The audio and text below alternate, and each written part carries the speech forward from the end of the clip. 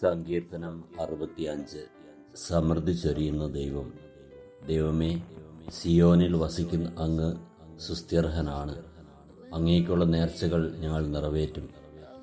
പ്രാർത്ഥന ശ്രവിക്കുന്നവനെ, മർത്യരെല്ലാം പാപഭാരവുമായി അങ്ങയുടെ സന്നിധിയിൽ വരുന്നു.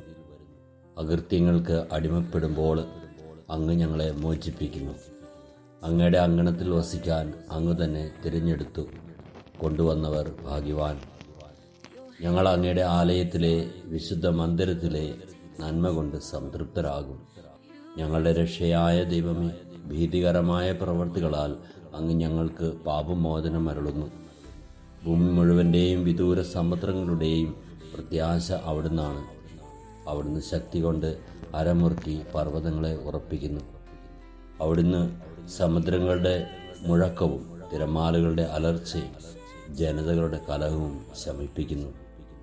ഭൂമിയുടെ വിദൂരമായ അതിരുകളിൽ വസിക്കുന്നവരും അങ്ങയുടെ അത്ഭുത പ്രവർത്തികൾ കണ്ട് ഭയപ്പെടുന്നു.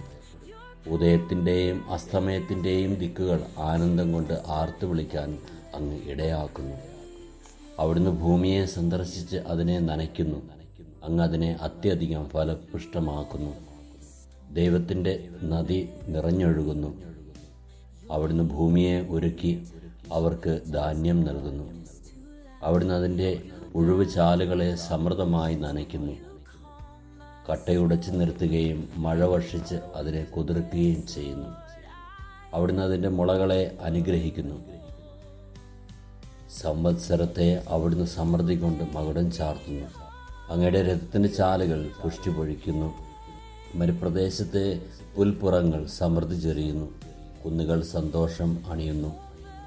മേച്ചിൽപ്പുറങ്ങൾ ആട്ടിൻകൂട്ടങ്ങളെ കൊണ്ട് ആവൃതമാകുന്നു. താഴ്വരകൾ ധാന്യം കൊണ്ട് മൂടിയിരിക്കുന്നു. സന്തോഷം കൊണ്ട് അവ ആർത്തുപാടുന്നു. ഈ ലോകത്തിൽ ഞങ്ങൾക്കേവർക്കും ഞങ്ങൾക്കാവശ്യമായ സമൃദ്ധി നൽകി ഞങ്ങളെ അനുഗ്രഹിക്കുന്ന നല്ല ദൈവമേ, അങ്ങയുടെ സമൃദ്ധിയുടെ ആനന്ദത്തിൽ ജീവിക്കുവാനുള്ള കൃപയേകി ഞങ്ങളെ അനുഗ്രഹിക്കണമേ. നമ്മുടെ കർത്താവ് ഈശോ മിശിഹായുടെ കൃപയും പിതാവായ ദൈവത്തിൻ്റെ സ്നേഹവും പരിശുദ്ധാത്മാവിൻ്റെ സഹവാസവും നാം എല്ലാവരിലും എപ്പോഴും ഉണ്ടാകുമാറാകട്ടെ, ഇപ്പോഴും എപ്പോഴും എന്നേക്കും. ആമേൻ.